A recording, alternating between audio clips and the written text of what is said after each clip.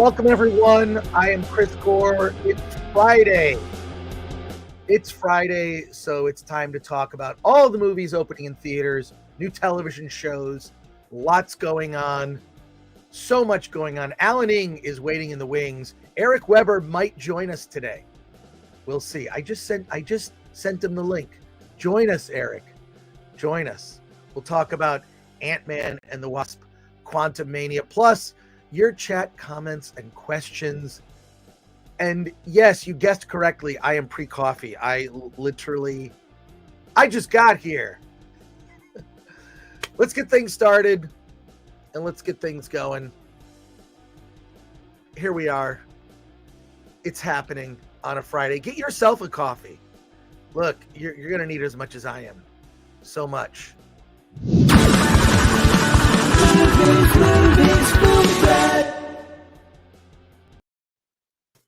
Alan, how's it going, man?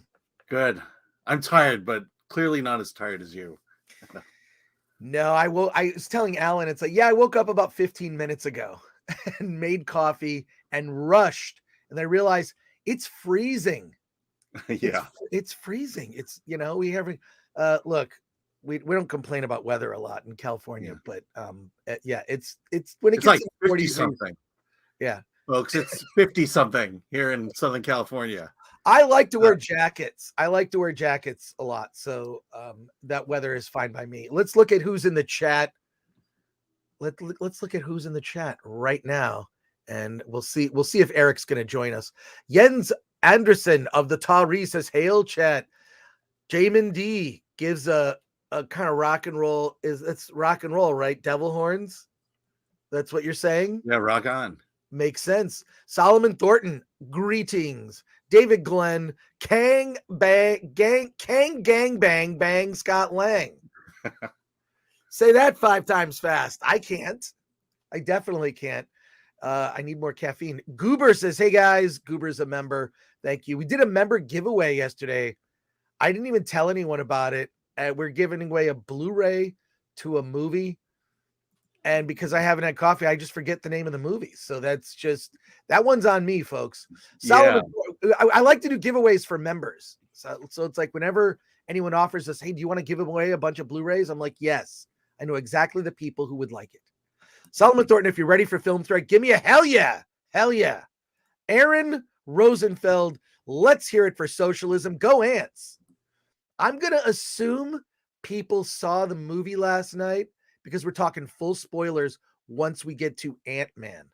Sifax says, hail. Sifax, I saw you last night. I wonder what you think. Hail, Alman and Gordoc, like Mordoc. Cheers to this being better than that movie. Yeah. It is divided. The Rotten Tomatoes score, I think, has it at 49% critics in the 80 percentile. For audiences, I think audiences are more delighted with Ant-Man. So I don't know what your thoughts are on that, Alan. We'll certainly get to it. It's not surprising. It's not surprising. You sounded like a robot there for a second. It was kind of crazy. It's your internet. Your internet. Yeah, your internet is not good. Yeah, because I'm loading stuff up from the internet and it's affecting my signal, so I'm going to stop. Yeah. Well, let's launch right in. Dark Sith says, saw Marlowe last night, was hoping it would have a LA noir vibe, but no dice. Play that game. Yeah. I can tell you my Marlowe last night. All right. Well, we'll talk about you want it. to do a full review right now? We're doing a full review, but your internet is pretty bad right now, Alan. Okay, it'll come back. Okay. Cool. Pause those downloads, Alan, says Robert Paul Champagne. Yeah, and Shucksy says, Chris and Alan take turns having terrible internet. Yeah. There you go. And where's Weber, says David Garcia. Yeah, everyone tweet at Eric Weber right now. He is Eric Weber on Twitter. Tweet at him, say, you joining at Film Thread? You joining at Film Thread? And then just ask him where he is.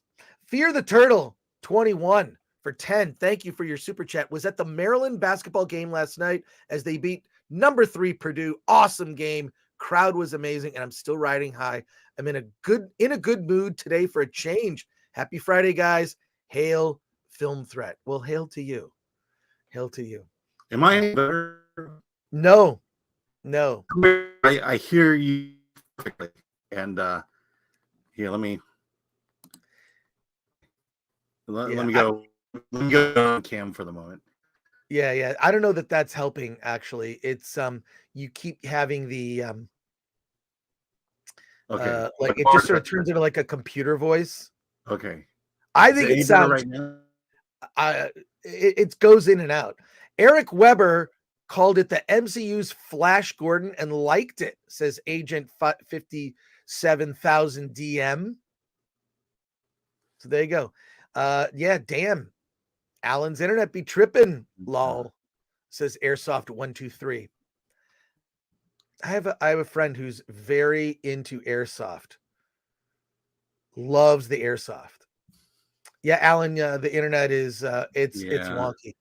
Okay, here. I'm gonna move to the office. So I don't. Will that help? Are you sure? I think so, because that's much closer. We'll give it a shot and we'll see. Okay. All right. Move it quick, Alan. Yeah. Move it quick. Yeah. All right. I want to look at the Rotten Tomatoes score and see if there's been any change for Ant-Man and the Wasp, Quantumania. All right. Oh my gosh. All right. Okay. I saw what it was. Here we are. Let me share screen. Oh, there has been a change. There has been an interesting change. Let me share this with you folks. So we have the critic score now going even lower at 48%, and the audience score with 1,000 plus reviews, 84%. I actually got that feeling, I saw the film last night again with my movie meetup group. So that was the second time I'd seen the film. I noticed some things I didn't see before. And I do, if I'm going to take a deep dive in a movie, I like to see it at least more than once, but it got a very tepid applause, which I thought was strange. So the movie was almost completely full, just like the first few rows didn't sell out. But and when IMAX, you do not want to be sitting in the front row. And it just this sort of like almost golf clap at the end, like a bunch of people wanted to applaud, but then a bunch of other people were like, nope. And so I'm surprised it's that high at 84% for audience score. That's strange. Yeah. So they should have a score for people who are done with the MCU. Alan, you're back. Any better? It is better. It's better. I don't know what it is, but like the signal I'm getting from you and from StreamYard is perfect. It's my upload. I think it's the upload it's the upload speed. Yeah. It could be bots spamming positive reviews. We really don't know these days. That's possible. I mean, look, many have been accused of they're spamming, they're review bombing. So there you go. Elliot Cecil for $1.99 says, I don't think I can be excited for MCU anymore. I kind of felt that way. It's like, why is this movie's perfectly, there are aspects of it that are fine. I think the opening of the movie with the Welcome Back song, I thought was fun. I thought Scott Lang reading his book, his autobiography to a group of fans, I thought that was funny. There were aspects to it. And even the ending when he realizes he may not have actually defeated Kang, I thought was really funny. Yeah, but all that took place on Earth, and or whatever we want to call it, not the quantum realm. Yeah, which I think says a lot about the heavy CGI-ness of the film. Yeah, you're still kind of computer voice in this. Ah, damn it. No, it's the video's better though. Video looks better. All right, Yeah, Bert for it's the $4.99. upload. It's yeah. Bert for $4.99 says learned about Welcome Back Kotter last night. I grew up watching that show. Welcome Back Kotter. So as soon as I heard the song, it was like, oh, cool. It makes sense. Learned about Welcome Back Kotter last night. I'm here to listen to Chris reminisce about nostalgia for pre-Saturday Night Fever, John Travolta. John Travolta, there's an actor that I could see joining the MCU in some form. A classic actor that we've, that's been around a long time, that's looking for that MCU honey. MCU honey. Did your dog move rooms? Yeah, here, let me get out of here. No. You don't have to kick your dog out. I'm just saying that, like, it's more interesting in the other room, Alan, where you can actually see, like, your dog. I know, but she's going to make noise for the rest of the stream. Spidey Sensei 72 says, computer voice Alan is our new Max Headroom at Film Threat. Okay. Well, there you go. Yeah. Let's get in a quick review of some other movies playing in theaters. We will continue our Ant-Man discussion. I promise you. There's a lot to discuss. But Vinny Barbarino, says Goober. Barbarino. Close enough. John Travolta as Galactus, says Shucksy. That would be funny. Matt W, who's a member, says dog noises. So an imperfect. I mean, with what they did with MODOK, they could certainly do that with Galactus. Yeah. Brock Samsonite says, I vote we keep AI Alan. And Imperfect asks, is Alan a hoarder? No, I have no more long boxes. And so that's why the comic books are. Yeah, I suppose I could go to the store and buy one, but yeah, that's all. That's my well, comic book. I'm looking forward to you painting the room, getting it all set up, and getting new internet. Yeah. It's coming. It's going to happen. All right. Yeah. I mean, literally the issue is the upload. There you go. Now I'm back to AI Alan. AI Alan, here we go. All right, let's talk about the movie Marlowe starring Liam Neeson. Marlowe is a film noir set in Los Angeles with a story we've seen before. We've seen before in many film noir films. A young ingenue enters Marlowe's office to tell him, I need your help. I need your help finding this man. She was involved with this man, to what degree we don't know. And we're on the search. We later find out that this man was murdered. His head crushed by a vehicle beyond recognition. But was that the actual man? Or was he faking his own death to cover up something, some corruption, some big mystery? We've seen it all before. And as much as I love Liam Neeson, he is walking through this movie. He is like a zombie. I felt at times he was like reading off cue cards. At no point did I feel like there was any sort of serious acting chops like we've seen. Like, at least with some of these cheesy Liam Neeson movies, there'll be like one or two scenes where you're like, he's gone full Neeson. This is great. Nothing here. It was kind of dull. There was nothing about it that was unique. It even felt kind of low budget in a sense. And for a film noir, it was the brightest looking film noir I've seen.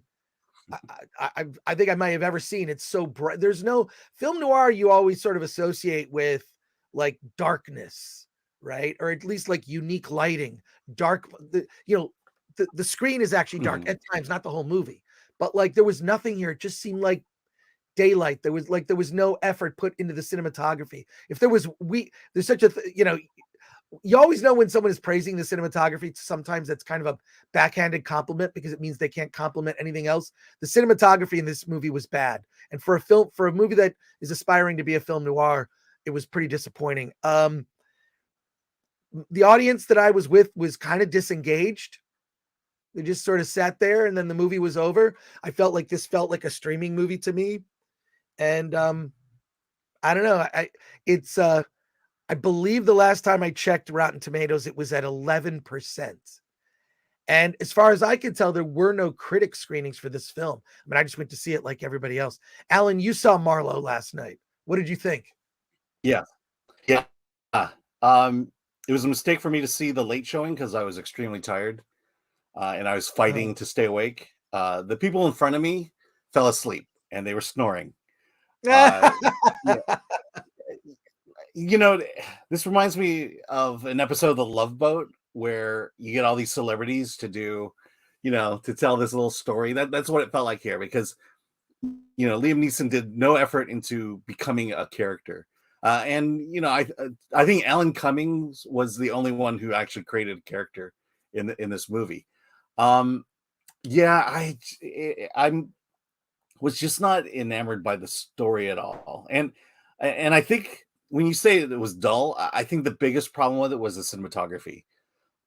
It was bland in terms of camera scenes, shot compositions. It was very subpar. And again, you mentioned it was too bright. You want that darkened room. You want that feeling that Marlowe is this loner, this ex cop, who disgraced cop, and you need to feel that depression, and you're just not. You're just getting a phoned in performance from everybody. It was totally phoned in, and then the cinematography, it's what they call very flat lighting, which is television, which is everything has to be bright, and there's no dynamism, so to speak. But look, there are better movies that have told stories in this world, such as L.A. Confidential with Russell Crowe. Great. There's someone mentioned in the chat earlier, L.A. Noire, which is a video game. Sorry, hit the wrong button. But L.A. Noire is awesome. I started playing it. It's a lot of fun.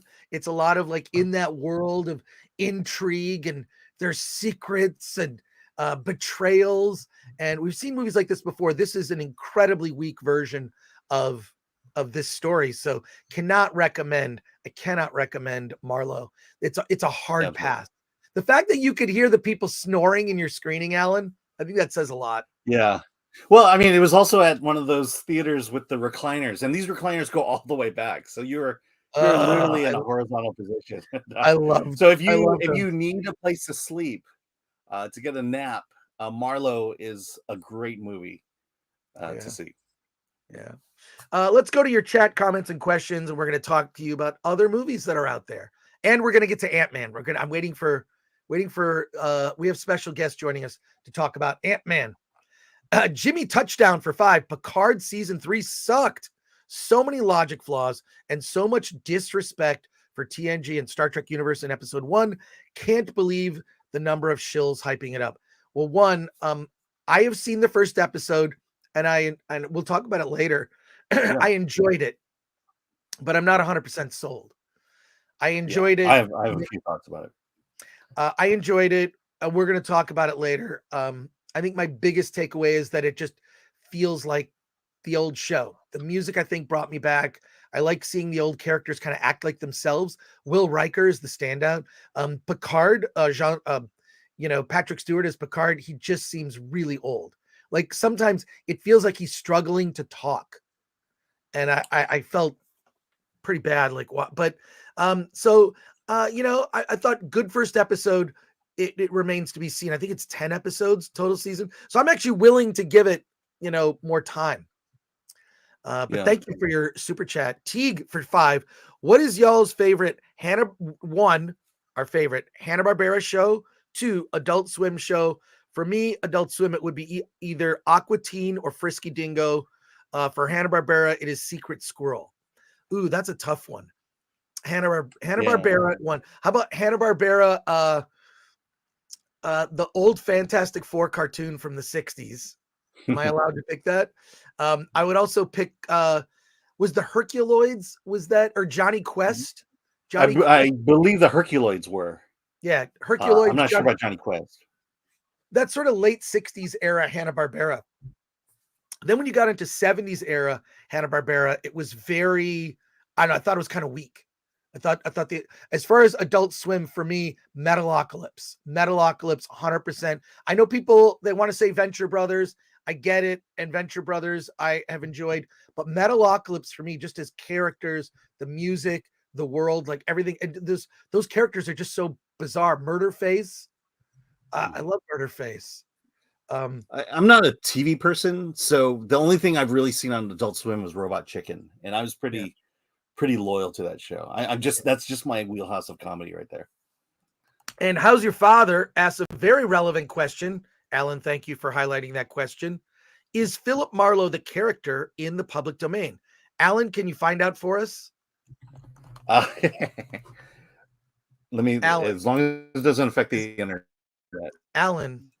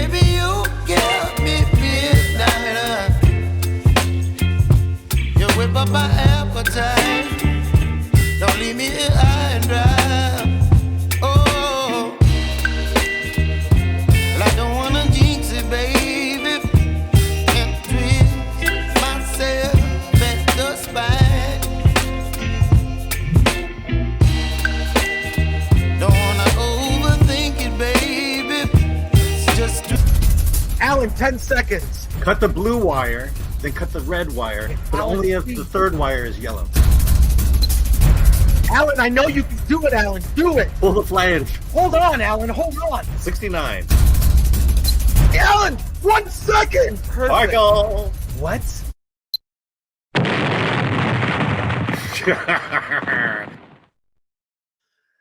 All right. Well, guess what? The chat says yes, it is in the public domain. It's Victor Fontaine. You screwed up my internet. Although Jinx says the answer is 69. Who would have guessed? 69.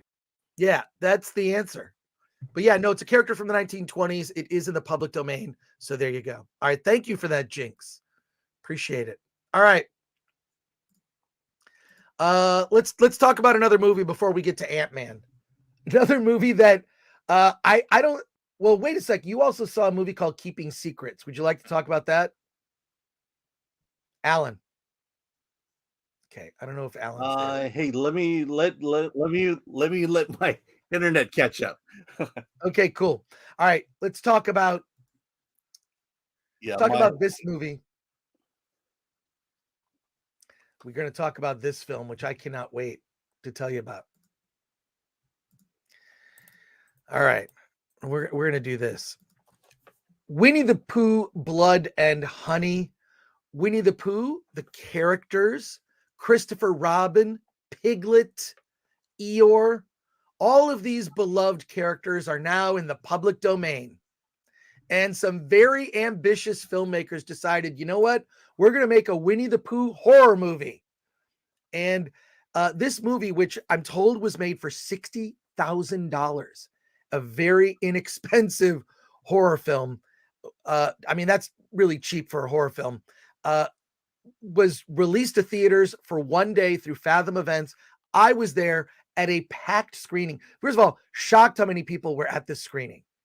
And, you know, a movie made for that price, my expectations were low. Also from seeing the trailer. You can view the trailer online for Winnie the Pooh, Blood and Honey. It is about Christopher Robin going back to visit the 100-acre wood with his new wife to introduce him to his childhood friend, Winnie the Pooh, who has now become a giant 6'6" creature that is a murderous monster. No reason is given for this. They're sort of suggested the reason may be that Christopher Robin abandoned his friend. So Winnie the Pooh is joined by another giant monster, a menacing version of Piglet, and the two of them basically kill Christopher Robin's new wife, string him up, tie him up in chains to torture Christopher Robin, and then, very fortuitously, a bunch of girls are renting an Airbnb in the woods and are just going to have a great time. They're going to, drink. They're going to hang out, margaritas. We're going to be in the pool. We're just going to have fun. Well, of course, all of that is ruined by Winnie the Pooh with a little help from Piglet. The audience, myself included, did not take this film seriously at all. I mean, I did not go into Winnie the Pooh, Blood and Honey thinking this would be a good movie. It is objectively a bad film. Is it a fun film to see after a couple of drinks with a packed audience, knowing that what you're about to see is garbage? It is, yes. It is a fun movie. It is not a good movie. And so many aspects of this are bad, but the deaths, I'm surprised they actually, with a budget so low, went so graphic with some of the deaths. I mean, heads get ran over with cars. People aren't just killed. They're kind of killed. And then it's like Winnie the Pooh keeps going. There's no explanation whatsoever for this. No explanation for why Winnie the Pooh is on a murderous spree, why Piglet is, and Piglet looks creepy, like a grown pig. There are no other characters. I feel like they just had, I feel like they had just enough money to make those two costumes. Although I feel like the thing that did bug me about this, so I can't give it, I'm not giving this movie a good review. I'm saying it's a bad movie that if you want to laugh, it's a movie that inevitably is going to end up being on Best of the Worst, reviewed by Red Letter Media. And I'm really curious what those guys think of it, because this is definitely, in the wheelhouse of movies that they like to cover. But I also love bad movies for entertainment. We're talking about almost everything on Tubi. So, which ran super in the so bad it's good category. It's I don't know that it completely circles back to good. I'm still waking up here, folks, but it's I had a good time watching the film. It's also 90 minutes. It's just 90 minutes. There's a little animated sequence that opens it that is kind of funny. It's like pencil drawn animation. You could see the low budget nature of it, but I will say this, the lighting was better than Marlowe. It's actually in the dark with dramatic lighting. It mostly takes place at night with, after Christopher Robin is kind of, strung up and tortured, they go after all of these young girls, and it's all the cliches of which I actually like. All the cliches of, because we've kind of gotten away from that genre. It's girls and they're in bathing suits and they're like, okay, we're having a fun time at the cabin by ourselves. And then murderous beloved characters from fiction invade. The thing that bugged me about the movie was the missed opportunities. They could have actually had Winnie the Pooh just wearing a red shirt and no bottoms, or being pantsless, which would have been, or at least one shot where he's in the classic Winnie the Pooh red shirt. He has no pants, and then there's a long dongler down there. Or just maybe a sort of a disfigured version of that. I know it sounds weird. I'm probably thinking about this movie way more than anybody else here, but I love good, bad movies. This is just sort of barely passes muster for that. But I think the thing that saved it for me was, one, I went to happy hour before the film. And secondly, the theater was packed. I did not expect it to be that crowded, because it's not on AMC A-list. You have to pay to go to this. You have to pay to it's $20 for the, and I go to Fandango. Fathom events. Yeah, Fathom Events. Fandango. I said Fandango. It's Fathom Events. I go to Fathom Event movies all the time. I love them. I like retro films, and I like small indie movies that get limited release. Terrifier 2 actually got a big release. But Winnie the Pooh, Blood and Honey, brilliant. My hat's off to the filmmakers for actually timing the release of it exactly to when Winnie the Pooh is public domain. In the future, are we going to see public domain films made about characters like Batman Superman, Mickey Mouse. There are other characters, and big corporations are fighting this. Unfortunately, my money is on the big corporations being able to hold on to their IP or come up with some legal language or some legal justification of, well, you can't really do a Mickey Mouse. But the filmmakers here, my hat's off to them. They saw an opportunity. They saw Winnie the Pooh falling into public domain. They decided to make a cheesy horror film about it. And a mild recommendation. I think the context under which you see the movie, if you sat and watched this movie by yourself at home, you may or may not walk away with a good impression. I think if you see it with a group of friends, and you're having drinks, make it an event, basically. Make it an event. Yeah. So there you go. I have to admire the filmmakers, because I believe when the announcement came out that Disney wasn't going to fight the copyright, that this announcement for this movie came out like days later. Yeah. And the winner goes to the first person to do it. And these guys are the winners. And what I'm hearing from you is it sounds like the whole movie was just rushed. They're just trying to be the first, and they're trying to hit a deadline, and they did it, and the quality shows from it. Well, it's sort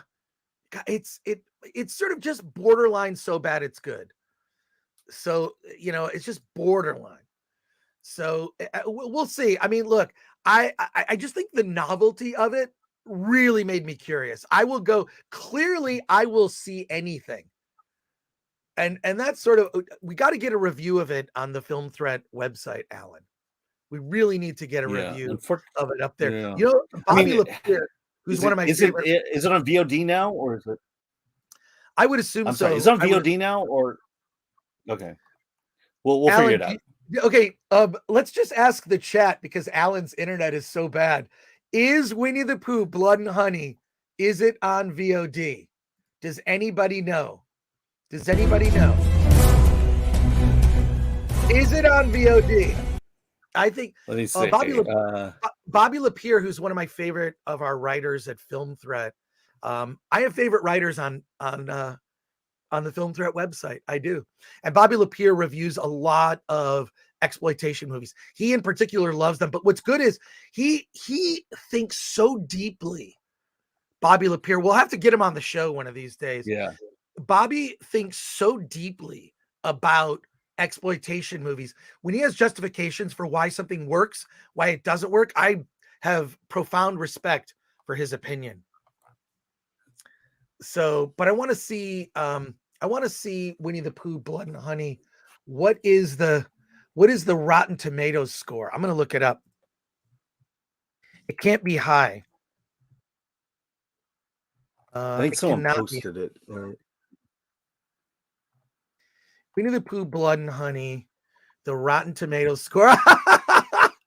I'll share this with you. It's very predictable. The Rotten Tomatoes score, 9% critic score.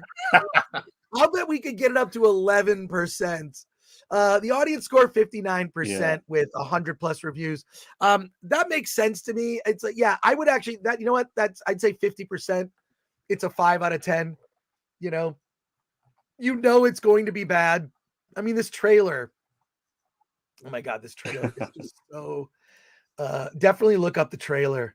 But this is like, you see, can I get this to work? I don't know. Hey, man in the box. No, we're not going to do that. All right. We're not going to do that. Let's just forget that. But 9%, that doesn't surprise me. The 59%, that makes a lot of sense. Let's go to some chat comments and questions here.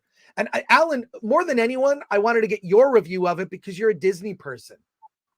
Yeah, unfortunately, it was like 7:00. That's the only time you could see it, and I just couldn't make a 7:00 showing. Yeah, John Mewald says Winnie the Pooh Blood and Honey wine event sounds great. Nice, Michael Quaid. I actually thought the movie was okay. I'm kind of baffled that most of my favorite content creators completely hate it. Michael, I didn't completely hate it. I did not completely, because this movie, if this movie tried to be some pretentious thing, and what I feel like the only thing that I see that bothered me were missed opportunities. I feel like they could have done references to Disney. They could have not even like by name. They could have said, these big corporations. They could have had some sort of fun nods, like this movie knows it's a bad movie. It's not trying to be this movie isn't trying to win Oscars. And so I like that. Like I like movies like The Toxic Avenger. I like trauma movies. So yeah, I mean, like, what was your expectation of what this movie was supposed to be? All I see was, I love that it's 90 minutes. And I just wish they had taken advantage of the fact that people have an awareness. People that are seeing this movie watched Winnie the Pooh cartoons when they were a kid. Play on that knowledge. Have fun with that.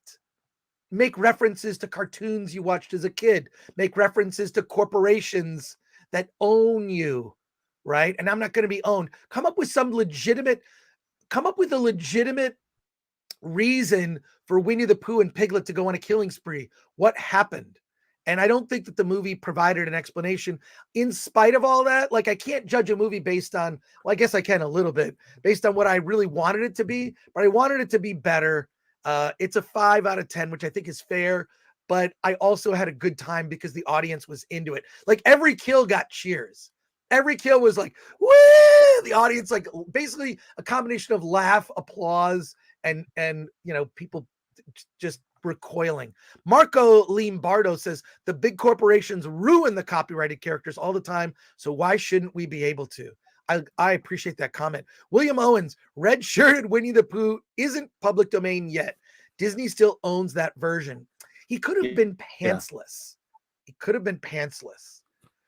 The point he's making is that I was going to say the point is that the Winnie the Pooh, the AA story is in the public domain, so anyone can tell a Winnie the Pooh story, but you can't tell Disney's character. You can't use Disney to do it. Gotcha. I'm sick and tired of Rotten Tomatoes. It has 0% sway for me. I agree with you, Toxic Waltz and 8. Having said that, what I do like to see is what the disparity is between critics and audiences. I think audiences are more honest. Audiences are more reflective of a general audience of how they feel. I think the critics score, and then sometimes when you see it line up, it's really interesting for me. So there you go. Let's see. Dylan W says, I'm starting to think that the future of filmmaking success will hinge on a runtime between a short and a feature. All I hear nowadays is people being relieved the movie is only 60 to 90 minutes. I agree with you on that, but it's like, here's the problem is a lot of movies need to earn that running time. I just saw All Quiet on the Western Front. That movie's like 2.5 hours and it's absolutely brilliant. Absolutely brilliant. We're going to do a special. Alan and I are going to do an Oscar special where we are going to do reviews of all the movies nominated for Best Picture. We'll do short reviews as a way to kind of refresh your memory. So there you go. The film philosopher says Chris was the only one who was pantsless. Heinlein says going to be a good Friday. Tony A says copyright term in the USA for works published during Chandler's active years is now 95 years from publication. That's interesting. Would have been nice if Alan had good internet. He could have looked that up. There you go. Yeah, it would have been nice, huh? Yeah. Spaceman says, Chris, have you or Alan watched Big O, a Toonami staple in the early 2000s? Love that. I have never seen it. Never seen it. Never seen it. Sorry about that. We haven't seen it. Sorry, Spaceman. Toxic Walt 8.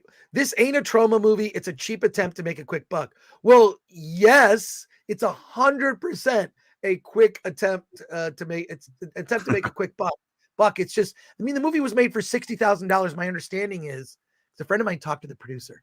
Of the movie. The producer paid a young filmmaker to make this movie in a short amount of time for $60,000 and then owns the rights 100% and just decided, I'm going to do a Fathom Events release. I admire that. I like to see what critics get paid. Heinlein, I can tell you, these days, not much. Movie critic is a dying job. Whenever I hear someone say, I want to be a movie critic. No, you don't. You do not want to be poor. I think anyone that's smart, writing about movies is a side gig for fun. It can develop into something that pays decent. I think YouTube has provided a decent living for a lot of people who talk about film. But I would not encourage someone to go into that profession. Do it as a hobby. William Barr for £2. Alan's squint plastic drawer unit is killing my OCD. Well, there you go. You talking about the thing in the background? So which one? Oh yeah. Oh no, I know what you're talking about. Yeah. It's because too much stuff is in it. All right. Well, let's pivot because we have a special. Anyways, Winnie the Pooh, Blood and Honey. Horrible, but a lot of fun. Let's get Eric Weber. Eric Weber is going to join the live stream here. Eric, are you on camera? No, you just have me audio here. I'm running around LA, and I said, I promised I would debate you live, and I'm here in only voice form. Well, dude, come on, man. Like, where you gotta, you don't even have a picture uploaded.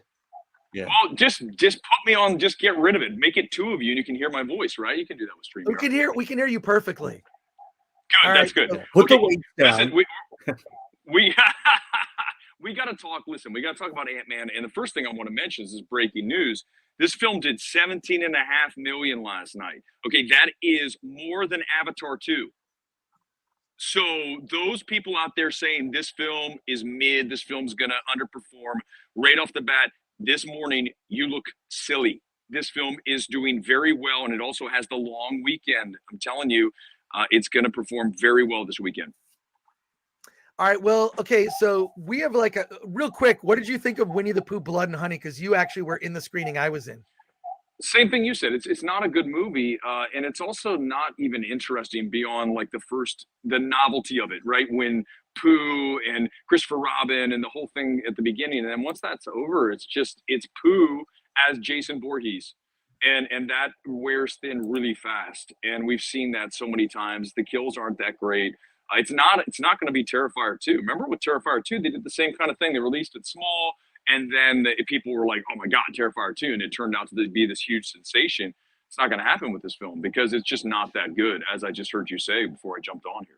Well, important question people want to know, does Eric have pants on? Dude, I have pants on. I do not have I'm going to put my leggings on soon to go to the gym, but I do not, I'm not pantless. All right. Well, that's good. Well, the center square on the bingo card for your YouTube channel, which is Midnight Movie Talk, is going to the gym.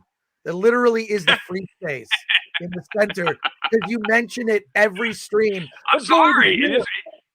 Hey, no, but Alan just said, does he have tights? Is he at the gym? So he started it. Alan started it. Yeah. All right. Well, look, we have some questions and comments coming in. Jinx says, "Who is this Marvel simp?" Alan has competition. No. Listen. The funny thing is, whoever that is, I can't see. Is it Jinx? Listen, Jinx. Here's the deal. If you know anything about me, and clearly you don't, the last thing I am is a simp / shill. The last thing. Anything that I put my name to in a review is going to be, I believe 120% that this film is entertaining. It delivers what you want out of it. And if you're an MCU freak, if all you do is ingest CBM films, then you might have an issue. But for the rest of us that just want to be entertained for 2 hours and watch a comic book movie and don't expect it to be the next Citizen Kane, this film is fun. And so please get to know me before you come on and call me a simp. That is ridiculous. And Chris, you know that. Chris, please say something here. The last thing I am is that. Literally, you can name a million other things. That's the last thing. Eric does on his show. He has a segment called Shill of the Week. So there you go. Eric, you're getting, I don't know, a lot of people in the chat. Alan, can you keep starring these? Because some of these questions are. Yeah, I am. Jens Anderson of the Tall says he is high if he thinks this will do well. Well, first of all, are you paying attention to the number this morning? I mean, I just told you it made 17.5 million this last night in the States, domestic number. That is bigger than Avatar 2. Avatar 2 was 17, so we're 500,000 over that. We're 500,000 under Dominion, which opened to 143, somewhere in that range. So remember, those of you saying it was going to be under 100 right now, based on the Thursday number, and usually these numbers always work. It does not happen. Pretty much, I can't even think of any instances where we've had a Thursday number that came out like a 17 and a half and ended up being under 100. This film is doing well, and if you don't like it, it sounds like there's a lot of people out there have personal grudges against Marvel or against Ant-Man. You gotta stop doing that. My number one rule in film, and Alan knows this, that's why I really appreciate Alan, and we always have great conversations. He is absolutely zero bias. He is objective. He goes into a film the same way I do. Let's just watch the end result. And I feel like there's a lot of people out there that carry in agendas and what they expect out of a film. And it's just best to just let the film wash over you and evaluate it as such. Yeah, I mean, I've said about this film, the film is a mess. To me personally, watching it, it's a mess. But I understand that people are going to like the wall-to-wall action of this movie, the world that it builds, and I liken it to Fast and Furious. You know, that's another CG-heavy film. It's nothing but action, and I think that appeals to the normies, the masses, the people who are not exactly comic book fans like us. And there's nothing wrong. Listen, guys, there's nothing wrong with that. I mean, occasionally, it's okay to enjoy a film like Ant-Man and not tear it apart and have these, issues that you have. If you're a hardcore MCU, DCU comic book fan, and this is all you watch, then maybe you're going to have a different viewing experience than I had. But it is more in line with a Fast and Furious. But I'll say this, it's certainly much better filmed than Fast 9. I mean, that film is horrible. And I think still made a lot of money. Also, it did. Listen, I mean, you can't argue that. But it's. I'll tell you, I'd rather watch Ant-Man. In fact, I watched Ant-Man twice. Second time last night. Ant-Man 2 is hella better than Avatar 2. I mean, Ant-Man 3 make that. I mean, it is. Ant-Man 3 is a much more entertaining, tighter film, better beats. Everything about it is better than Avatar 2. Everything. I would even argue the effects are almost as good. I mean, I understand Avatar, but at some point, Avatar, you just get lost. It's a numbness you experience when you watch that film. All right, what did you think of MODOK? See, here's the deal. I don't know MODOK's history. I didn't go in there knowing that he was this ultimate killing machine. I just go in and I go, that's funny. I liked it. See, so it's a different space I'm coming from. If you're coming from the space that you expect MODOK to be, something from, different than what they present here in Ant-Man 3, then you're going to be pissed. I get it. But you have to understand, for the rest of us who don't consume, only movies made, about comic books, it was fine. It worked. The comic relief works here. And so does, I think, a lot of it. I don't really have any major issues with this film. I don't. Hated it. So you're getting murdered in the chat here. Yeah, the chat. Let's go to these comments. Listen. The cinema score is going to come out tonight. It's going to be a good grade. I'm telling you, it's going to be a good grade. Okay, well, let's go to some of these comments. Dallas Allen says this guy is delusional. Corky's Chilling says he's smoking. And then HR, this is a very, I agree. Money does not equal quality. Normies are easy to fool. No crap. Listen, no one's saying it does. Who said? I'm talking. You guys just said it's not going to do well. We focused on the financial. We are not talking financial equals success. That's not. When did I say that? This is insane. You guys, this group is. Oh my God! Like, do you guys know how to do you know how to stay on point? We talked about the film performing you're attacking our audience here. Well, I'm sorry, but listen, the reality is that there's people in here with a grudge. I can tell. I can hear. The comments prove to me they have grudges against Marvel. No, let's here we go. Brock Samsonite says it's not a personal grudge. You're just feeling targeted because you presented an argument with no facts to back it up. Alan, I have the facts are the movie's entertaining. What do you want? The movie's entertaining. Okay. Yeah. And what did Walter say last night? Hey, Chris Gore, what did Walter say last night when he came out? The first thing he comes out and he came out. No, he didn't just say that. He said that was really entertaining. That's the thing. I just don't understand the disconnect between some of you. And I wonder how, but listen, I'm not going to torch the audience, but I'm going to say it. I've said this before. If you generally are an unfun person, and I'm going to say it straight up, there's a chance you're not going to like Ant-Man 3 because if you're not going to have fun with a fun film, if you generally are unfun as a person, that's the reality of it. Well, let's go through some of these other comments and questions. Colt Seaman for $9.99 says, and thank you for that. Eric, I love you, bro, but I don't know what Kool-Aid you were drinking or Walmart branded crack you smoked when you watched Ant-Man. All I'm saying is I wish I had someone I watched it. Glad you liked it, simp. Just kidding. Jens Anderson of the Tari. I said, well-meaning, it will bring in profit, and I would love Marvel making great movies again, but it's just not hitting it for me anymore. Jinx says, if Alan says it's a mess, enough said. Oh, and then Len Barnett agreed 100% with Eric. Ant-Man is fun for normies, frustrating for comic book fans. Fine, there you go. That's it. That is a perfect comment, and that's why there's the disconnect. And that's, you have two different expectations out of the film. Okay, I've always said my expectation of any film is to be what it really just deliver on what it is trying to do. And Ant-Man is trying to be a fun, entertaining sci-fi spectacle, and it does that. So, I mean, I don't know what you want out of it. I mean, we're not looking at the next best picture here. Let's see. Sanjuro Shinjitsu says Eric is vibrating in a different quantum realm. Fear the Turtle 21. Fear the Turtle 21 says weird how much the guy's been attacked for an opinion.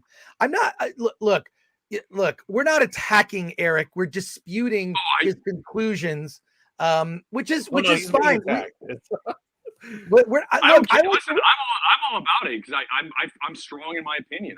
I'm not worried about that. Come on, you guys. Yeah. Some more comments here. Beg for Mercy says Fast 9 was awesome compared to Ant-Man 3. Oh no, who was that? That person is completely nullified. You're nullified going forward for every movie opinion. You can't be that wrong. Fast 9 is a horrible film. It's a horrible film. I think what you're saying is, Eric, it explains the Rotten Tomato disparity. You have 48% critic score, which is rotten. It's the second worst reviewed film in the MCU. Second worst. I think Eternals is the 41%, somewhere around there. But the audience enjoyed it, 84%. And these are the people, these are the Marvel people seeing it opening weekend. Night Ronin, Imperfect says I'll have with this guy's having. Night Ronin said this movie is going to crash and burn after week 2. Well, listen, I mean, every movie drops big second weekend, but the thing this has going forward is next weekend is the only film that comes out next weekend is Cocaine Bear. This is a 4-quad family film. Cocaine Bear clearly is not. This film will still do well. You guys forget how many people go to the movies with their families on the weekend. Ant-Man is the perfect family film for a Saturday and Sunday and Monday because it's a holiday. So you forget these things. These are very important when it comes to the box office numbers and even next weekend where it doesn't have any competition. The next time it has something stepping into the marketplace that's going to be head-to-head is going to be Creed 3, and that's in 2 weeks. All right, well, here's what the chat is saying, and many people in the chat have now seen the movie. So we're going to talk spoilers in just a minute. We have over 600 people watching now. Please smash that like button. It helps get our videos recommended. We want to grow our subscriber base. We're almost at 60. Where are we? 67,000, Alan. We're trying to get to 69,000. That's a good number. We're trying to get cut to it off at 69. We're just more. 69. 69 is how I scored with your mother last night. The number of the day is 69. Now we want to get to 69,000 and grow our base, but please subscribe to the channel if you're not subscribed. Oh, wow. So just hit me with like one last question. I got to bounce, unfortunately, but I'll join you guys again. But I'm telling you, I'm defending the film because I love it, and it's not because I'm a shill or because I'm a simp for Marvel. I had a lot of fun with this film. All right. Well, question. A Maggot says, Eric, torch the audience. We can take it and sometimes even enjoy it. So there you go. They're not hating on you, Eric. It's just, I actually personally love diverse opinions. I love to debate movies. It's part of what makes it fun. You and I have disagreed quite a bit on a lot of different films. So, and also I happen to know you're not even a comic book movie guy. You know what I mean? No. Like you're like No, I mean, taking but I or watch leave them it. all. Yeah. But what I'm saying is your life doesn't revolve around if a comic book movie is good or bad. Yeah. You don't care about if it's authentic to the character in the comic books. You don't care about that kind of stuff. Just entertain me is your 100%. attitude. And ultimately, listen, I said it last night on the stream for mine on Midnight Movie Talk. I said, if you give me what movie do you want to watch? I want to watch a Tar. Okay, I love Tar. I think Tar is the best movie of 2022. That's where my head is. So, but that said, I can have fun with it, man, because I get what it's doing. But if you are expecting again the holy grail of a comic book film, then that's going to be a different way to approach the film than how I walked into Ant-Man 3. And I think that's fundamentally what we're seeing here. Yeah. Well, let's see. Before you go, we have another super chat here from Greasy Guido for 555. Says, I love how polarizing this guy is. We need more of this. Low. Also, if a movie isn't great, it can still make money. Just look at Transformers or Avatar. So well, of course, that. we're not. No one is equating. And as I roll out of here, no one's equating financial success with the merits of a film. I mean, Tar, great example, just mentioned it. Tar was a bomb, did not make jack for box office. After Sun, not a huge, these are great films. So no, it doesn't matter. But what I'm saying, what I want to leave it with is the people that said that Ant-Man 3 was going to just absolutely tank this weekend and wasn't going to do well. Right now, based on that Thursday number, we're looking at a big weekend, and it has Monday as a holiday. So it's going to be a good, strong weekend for Disney here, and it's doing well already internationally as well. All right. Well, look, Eric, next time you come on, can you be on camera or at least put an avatar so people know who you are? I want them. No, I just want them to know your channel. Subscribe to Midnight Movie Talk. Midnight Movie Talk with Eric Weber. That's ERICK. Subscribe to his channel. He does a show twice a week. It starts at 9 p.m. Really good show. I'm always in the chat because I love to troll my friend. And then and there you go. It's good time. Eric, Sunday night box office show, always the biggest. Appreciate it. Put your picture on your avatar and at least your name. I will upload it for the next visit here, and hopefully we have another divisive situation like we do here with Ant-Man 3. But I mean, listen, again, fun film. I enjoy it. You got to come on the show on camera, though, dude. You've got like one of the coolest backgrounds. I do have a cool background, but I tell you, I'm out. I'm not at the house, so I'm running around. But I wanted to get on here and defend my position, and then I got a bolt. But you guys rock, and good luck with the show. Thank you all for entertaining me for the past 15 minutes. All right, take care, Eric. I'll see you next week at the movie. See you guys. Be good. All right, take care. Later. Yeah. All right. Eric Weber. Also, we don't agree, but to me, sometimes the conversation ends up being more interesting than the movie that we just saw. Mm-hmm. And I feel like that's going to be the case with Ant-Man and the Wasp: Quantumania, is that the conversation around it will be more interesting than the movie itself. What Eric brings to the table is he understands box office. He understands why a movie will draw people and why a movie won't. And that's why I agree with him in the fact that this movie is going to make a lot of money over this weekend. I just don't agree that this was a fun movie. To me, Ant-Man 3 is fast food. And what we really want is the old days of fine dining that we got with Marvel Phase 1 and 2. Well, at least more layers to it. My big problem with the movie is it's just sort of it's just the pointlessness of it. Yeah. The pointlessness. It was like, okay, so they defeated Kang, but and we're going to get into spoilers. So if anybody cares about spoilers, but I'll just say I completely understand why this movie will do great at the box office and why that audience score is 84%. They're wrong, but I understand why they're wrong. Well, okay, spoiler. It says spoiler review. So within minutes, we're going to talk spoilers here, but I have a bunch of comments to get through, and I want to get through those comments, and then we'll talk spoilers. I think one of the spoilers is Dream Profit for $4.99 says, I watch 3 movies a day. I know what a good movie is. This ain't it. P.S. All they had to do is keep that damn mask on MODOK. I thought MODOK looked dumb. Yeah. MODOK looked incredibly stupid. So it got laughs. It didn't. MODOK was not menacing. It was made for laughs. It was made for comic relief. So thank you, Dream Profit, for that. Turo says, Alan, I'm ignoring this guy's review. Just wanted to comment that you had a terrific take on that Velma review video you uploaded yesterday. That was perfection. Well, thank you. There you go. Jinx Thank you. says Jurassic World Domination made $1 billion. Doesn't mean it's a good movie. Yeah, another movie I didn't like. And let's see. Colt Seaman, who's a member, says, I watched it last night. The script was sloppy and lazy, not entertaining at all. It's almost like Tumblr wrote a Marvel film. The first 2 Ant-Man movies are more fun. I would agree with that. Here's what I liked about, and I, having seen it a second time, I was able to really look at like, well, what bugged me about the film? What bugged me about the film is that the rules of the universe weren't clearly explained. What's great about the first Ant-Man movie is you learn about, Pym particles, how they work. You learn about, what it's like to shrink small and what those rules are. You retain your human strength, but you're tiny.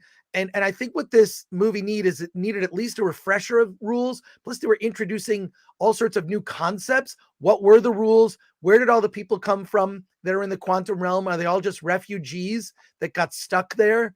Like what the world building that was necessary to actually explain what the stakes weren't explained. There's this sort of rebellion at the end, and they're rebelling because they're mad to take their city back, that Kang took the city and they're living in exile. And so they're just they got to rebel. And it just, I don't know, which tied into Cassie's story. Tied into Cassie's story because at the beginning she was at a peaceful protest where the cops were trying to get rid of a homeless encampment. Well, San Francisco, by the way, completely inaccurate representation of what San Francisco looks like. They only show the nice parts of San Francisco. San Francisco, and I will say this, downtown Los Angeles gets worse and worse. It's gotten worse in the last few months. I go into Los Angeles maybe once or twice a month for something, and man, it is bad and more encampments. There is downtown LA is just ridden with tents. It's gotten worse, and I don't expect it to get better. So it's kind of a dishonest portrayal of San Francisco. But in terms of the ending, it's just sort of this moment. Now we're talking spoilers. The ending where Scott Lang, which was a kind of a cool bookend with the Welcome Back song, got Welcome Back at the beginning. There's a little Welcome Back at the end, and he's walking and he's just sort of realizing what Kang said, that he needed to get out to stop something. And he kind of has this realization, and the music gets kind of dark. Like he's realizing that he may have actually set off events that would end in, Earth suffering another attack, right? And he's sort of sitting here kind of like in his head thinking about, maybe I did a bad thing and I didn't save the world. And then he just sort of back to like not thinking about it too much. I will say I love Paul Rudd. He is the saving grace of the film for me because he's just likable, but he is comic relief side character. I don't think Paul Rudd has the gravitas to kind of care. That's why you need like a Steve Rogers or a Robert Downey Jr., a grounding force. Well, I mean, the first two Ant-Mans, with the heavy nature leading up to Infinity War, Ant-Man was that comic relief. And I think we needed it at that time. And even the box office reflected it. I think everyone knew it wasn't going to make as much money as the other ones, but they wanted to tell a light story. The problem is they're conflating it. There's no serious story anymore. Everything's got to be a comedy now in the Marvel movies. And I think that's the frustration we're feeling with it, because the comedy's not being done well. And the seriousness of these stories is not taken seriously, for that matter. Well, there's a moment, and this is in the trailer, when, he says, have I killed you before? Are you the one with the hammer? And he basically ends up telling Scott Lang that he's killed Thor. And then he makes a joke about their physiques being similar. Yeah, he's emasculating him at that point. Yeah, it's weird, but that ending, okay, so it ends where basically you see there have been different versions of Kang in the comics, right? There's Rama Tut, which is like a version of Kang from ancient Egypt. There are other sort of futuristic versions of Kang.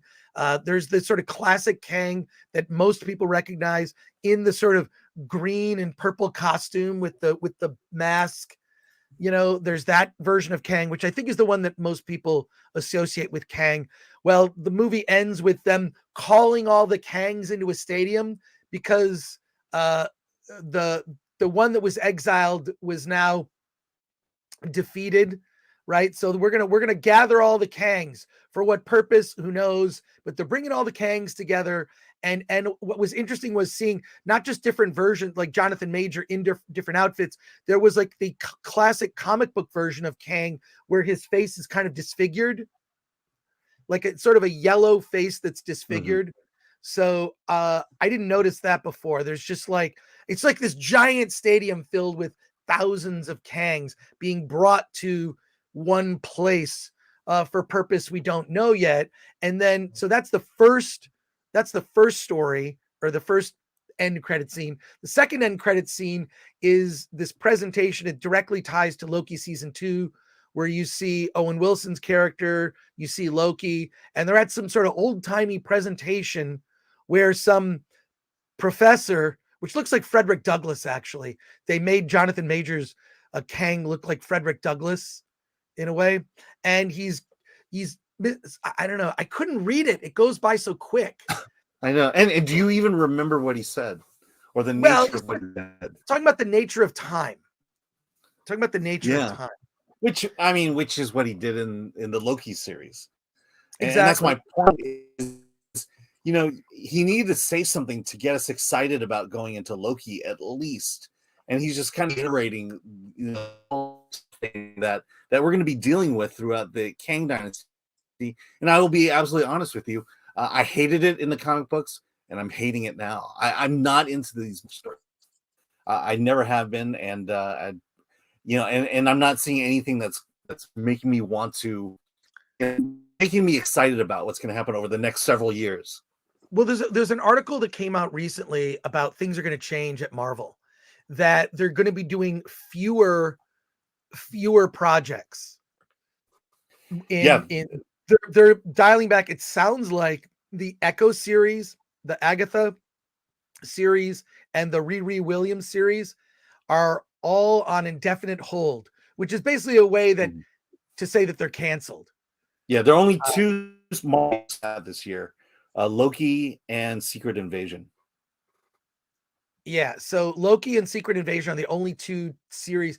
It's just that the output is so much. I think that Bob Iger's like, okay, we can save money on these shows that people hate. If people are not liking these shows, let's not make them. And he said that maybe you can find the article, Alan. It was the Hollywood Reporter. Not without ruining my internet. Okay. Yeah, you're gonna have to look at it. Sorry. Yeah, but I mean, you know, I guess that's good. Alan, your internet keeps going in and out still. I know. It's the weirdest thing. It's my upload, because I'm getting you perfectly. I'm getting a great download stream. Yeah. I can't. You know what? I can't stop and look for it. Yeah. You can find it. You can find it and send me the link through the private chat. Let me go to more your comments and questions here. We have some really good interaction.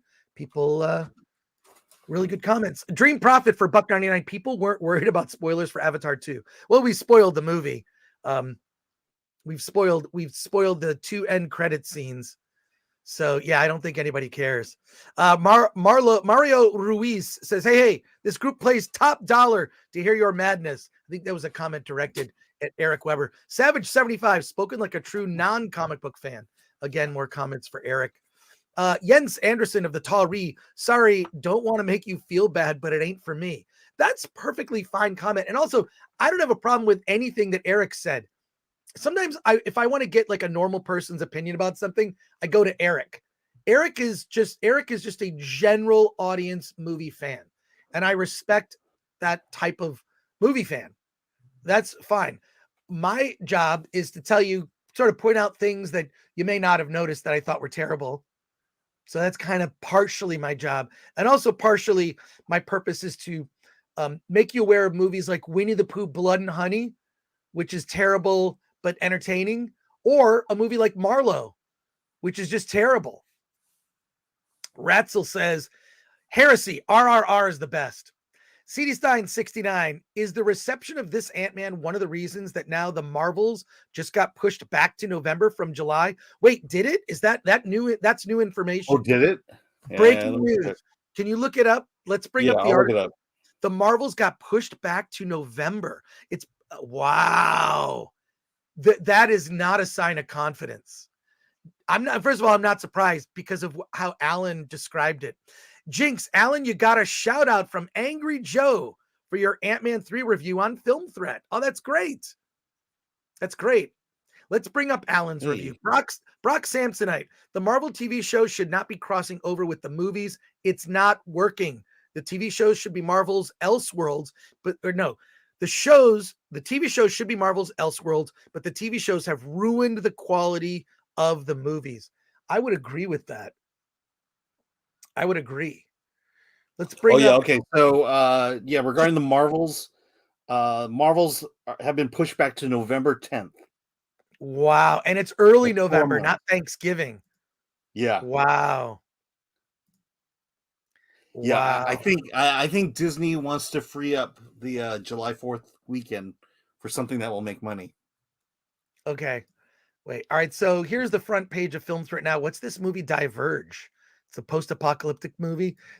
Yes. We really okay. So here's Ant-Man and the Wasp: Quantumania. I want to see what you gave it. Don't tell us. Okay. Alan Ings posted yesterday 5.5 out of 10. Yeah, 5.5. That's just short of a recommendation. I'll just say that. Well, but it is rotten. It is rotten, yes. But anything under a 6 is rotten. Is that fair? That's right. That's right. I mean, like you said, there are moments to like. I like Michelle Pfeiffer. I like Jonathan Majors. But it is. I wanted an Ant-Man movie, and this was not an Ant-Man movie. It says your pull quote is fast food when audiences demanded a 5-course meal. 5.5. Wow. Look at you. I you know what? I haven't read the review yet, but I will. I should read the reviews. We've talked about it. Yeah.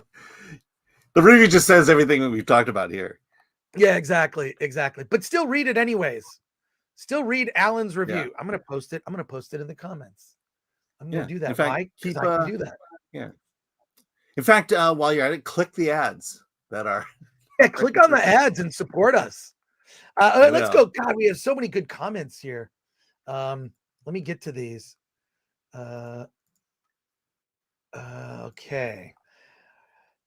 RRR is the best, says Ratzel. Of course, I agree with that. CD Sign 69, is the reception of this Ant-Man. Oh, sorry. God, that one. Sorry, folks. Yeah, here we go. All right, we already had talked about that one. I have to agree with Eric, says Jamin D. He's a member. If people go see movies and find it fun, then that's it. If we agree that audience scores matter, then we have to accept what people think is fun for them, even if we don't like it. Well, there is a theory that it's been review bombed. I don't know if I believe that. Like, I do believe review bombing happens. Review bombing happens for sure. That is a thing. Kimberly Moore says, no one asked for the Marvels. I just think that the Captain Marvel movie was so poor, had such a poor reception. I'm really surprised that, and then they just decided to make, well, we're not going to make Captain Marvel 2 because the movie was just so poorly received, but we'll make the Marvels, which tie in with the Marvel TV shows. Well, and also Ms. Marvel was already made when the announcement was made. And no, they did not have any idea of the reception that Ms. Marvel would get. And they had already made the Marvels at that point. And so, they're underestimating what the audience really wants. They have no clue what the audience wants. And it's starting to show. Okay. God, the chat is on fire today. Thank you. And it seems a lot of you saw Ant-Man and the Wasp: Quantumania. If you saw the movie and Alan, look for this. If you saw the movie, Yep. what is your grade on a scale of 1 to 10? Alan gave it a 5.5. For the chat, what just type in a number only if you saw the film, what your 1 to 10 score. Do you agree with Alan? 5.5. And don't be afraid to just say, you know what? I enjoyed it. I give it a 7. I give it a 6. And anything a 6 and above is considered fresh on Rotten Tomatoes. So even though they have to kind of, Rotten Tomatoes has actually emailed us sometimes, because sometimes what will happen is the review itself, the text of the review doesn't line up with the numerical score, and they will reach out and ask us. I know a lot of people like to attack Rotten Tomatoes. I kind of feel like they are kind of in a no-win thing, which is why they added the audience score, which I like. But they really they scrub our website daily for new reviews, because we review a lot of movies that other people don't. Like Winnie the Pooh, Blood and Honey. I want that review, Alan. I want it. Please get Bobby Lapierre to do it. I would appreciate it. But what are the numbers? You gotta be able to see it. Yeah, Okay. you know, we got it's definitely 4.3, low. 420. How do we do a poll? The ceiling is definitely 6. The 3 out of ceiling is 10. definitely a 6. Shukshy says 6 out of 9. 6 for normies, 3 for comic book fans, says Len Barnett. Oh, that's that. 5 or 6, Adam Iglesias. 3 out of 10, Superk KS09. 4.5 out of 10, says Dream Prophet. 0 out of 5, Waldemar Perez Jr. Thank you for that. I think your score 4.5, says Vinny Whitlock. Yeah, these are fair scores. Yeah, I'll say this. You know, we talk about it all the time. The big studios have no reason to fail, and I think giving us a mediocre movie like this is not doing them any good, and it's reflected in the way we feel about it. It may objectively be a fun roller coaster ride movie, but we demand more from Marvel. We demand more from Disney. Leo Cody, 3 out of 10. Malevolent Llama, 5 out of 10. Jens Anderson of the Tari, like the critics say, it looks like Star Wars, 10 out of 10. Can someone, and Alan, what are your thoughts on this? They kept comparing the movie to Star Wars. This isn't Star Wars. This is not Star Wars by any account. Where was I didn't understand, like, was there okay, it has sort of some weird characters, like I guess you could say from the Cantina. Look, I think the comparison is not Star Wars, but the prequels. Oh, okay, maybe. A Robot Shlomo says, when you see Marvel on a movie, you expect something bigger, something better. Like Last Jedi, says Denny Wright. Yeah, I just didn't get the Star Wars comparison. I'm like, so how, like, what Star Wars movie? What are you talking about? I mean, to me, the heavy CG screams prequels. You know, everything's done on green screen. Everything is CG. That to me, that's the only fair comparison to Star Wars that I think this movie can make. Beowulf's Revenge, maybe Disney Star Wars, not OG CGI prequel Star Wars. A Kid, this is interesting. A Kid 47 theater was empty and no one seemed to be enjoying the movie. No laughs, no real enthusiasm as we left the theater. I love to see a movie packed. So that's why I always go on a Thursday, because that's that audience that is, I'll just see anything. I mean, look, I saw Winnie the Pooh, Blood and Honey in a packed crowd. It definitely impacted my enjoyment of the film. So, yeah, it's a comparison made by people that don't get nerd stuff regarding Star Wars. It was an insert, says the Poop Chabra. Thomas Talionis, it was an insurrection. UHH for 2. I would like more if Phase 4 was more like this. Okay. As the audience was leaving last night, a group of young gentlemen said, yep, they made a movie. Wow, they sure made a movie, says My Kingdom for a Film. Oh, that's cool. All right. The comments here are just great. I'm loving the comments, folks. Jamin D says, I have to agree with Eric. If people go see a movie and find it fun, that's it. If we agree that the audience score matters, then we have to accept what people think is fun for them, even if we don't like it. I may have read that one, but it's also a good comment. That's why I read it twice. Beowulf's Revenge. Ant-Man should also have an Ant-Man level threat, not a threat to the universe. He's not a god. He's just a human. He's not even a superhuman. That I agree. That's why I liked the first Ant-Man. It was like, the big climax takes place in his daughter's bedroom. And it's great. The first Ant-Man worked for me. The second Ant-Man, I thought the character of Ghost was kind of stupid. But he was still a normal guy with a super suit on, and I think that's the point. The reason these Ant-Man movies worked in the past was because Scott is essentially one of us. Maybe we're not the sexiest man alive, but the Scott Lang character is a average regular person who happened to fall upon this super suit, and you don't get that in this movie at all. He's full blown, trying to be Thor, Captain America, Superman, whatever. Well, he was given the suit by Hank Pym. Yeah. So, B Buster, no one remembers. Just stop with all these stupid multiverse movies. They're not going to stop. They're not going to stop. This is we're on this timeline we're on this storyline for the next several years. I think it's 5 years. 5 years. It's all multiverse for the next 5 years. Yeah. Made me and everyone I know stop caring about any movie at all. Good chance we'll never go to a movie or watch one on TV again. Movies are DOA.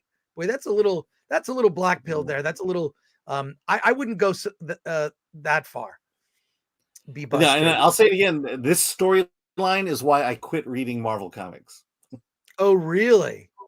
Yeah. Well, what era was this storyline? What era? No, I'm talking. This was a couple years ago with Secret Wars 2, where they essentially collapsed all the multiverses into one timeline, and that allowed the old X-Men Jean Grey to come back. That allowed Miles Morales to exist in the 616. And it was just like, okay, you've just done away with all of Marvel history, and that's when I stopped reading it. Yeah. David Glenn, my problem is the villain. Kang was kind of beta in the comic books. Pissed himself every time Thanos showed up. Fair point. Pootie Kang says true. Jesus the Millennial Kingpin. Dream Profit for $4.99. I meant in relation to the early box office. Marvel movies always overperform early because people don't want spoilers. Avatar wasn't spoilable. Thank you for the clarification and for the $4.99 Dream Profit. Yeah. So I do think a lot of people go to Marvel movies opening weekend because, again, they want that sense of surprise. I mean, the ending, the end credit scene is already spoiled on Twitter. There's already videos of it floating around. Yeah. So, I just saw one this morning. Is that Alan's score or his daughter's score? Alan? Oh, my daughter's score is much lower than that. You're kidding. Oh no, I think she gave it a 3. Yeah. Kimberly Moore, nobody asked for the Marvels. Yeah, wow, they moved it to November, which means we're not going to see a trailer probably until the summer. Immortal Remus, here's why. Here's what I think they're avoiding. The original date was 5 months away. 5 months until the Marvels, and we hadn't seen anything. I mean, look, the Dungeons and Dragons trailer has been running since July. They premiered it at San Diego Comic-Con. So I got to think that they're retooling that film and they want to save the embarrassment because that movie could come out during the summer and actually just tank. So November 10th, kind of weird date to move it to. Immortal Remus, I think Ant-Man and the Wasp should have been supporting characters in the first phases of the MCU. They should have been introduced how Black Widow and Hawkeye were maybe as scientists of S.H.I.E.L.D. That would have made more sense. Jericho Leon for 2. How is the audience score so high? Bots or NPCs? No, I think it's legit. I mean, how many bots can actually, I don't know. Edwin, did I meet you last night? I met a guy named Edwin at Islands.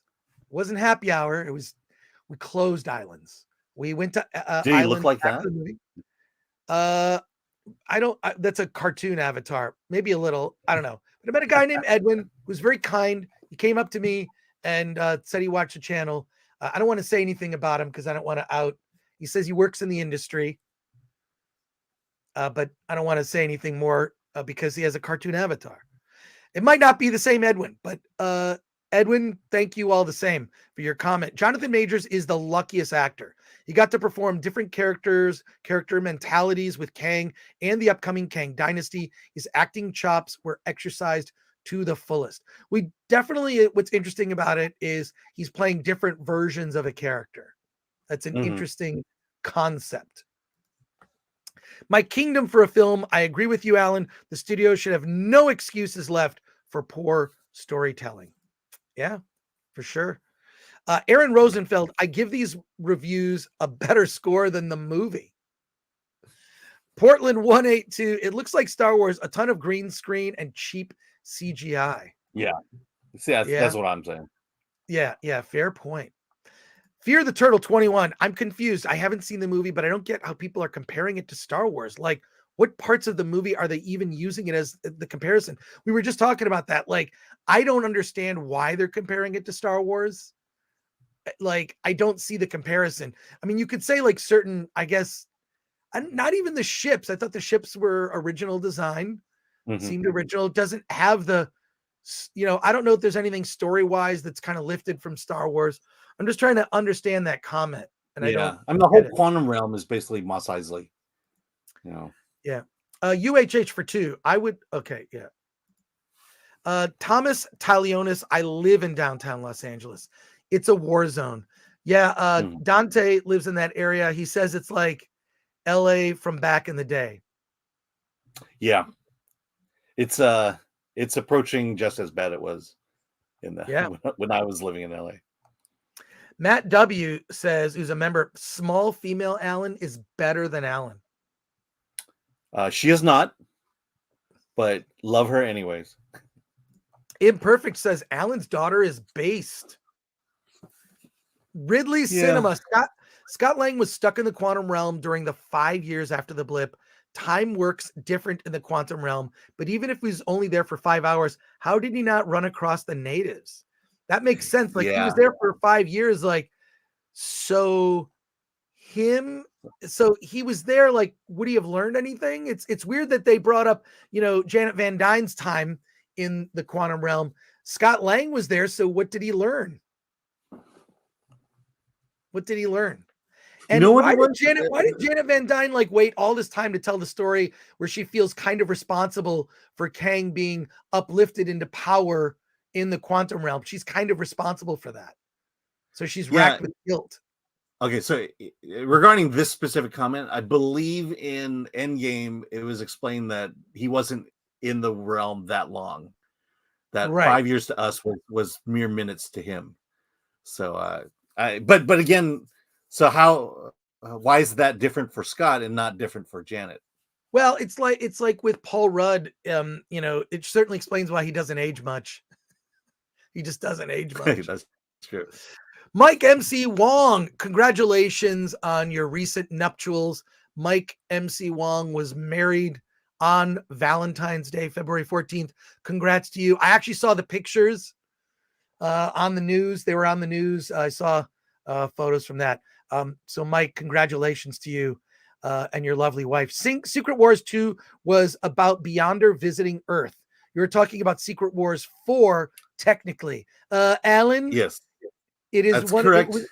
That is correct. So I would say that falls in the comment category of actually, when someone says actually, spelled ACKSHULLY, actually. Anyways, appreciate you, Mike. I will say I have Secret Wars, the first series, and that one was great.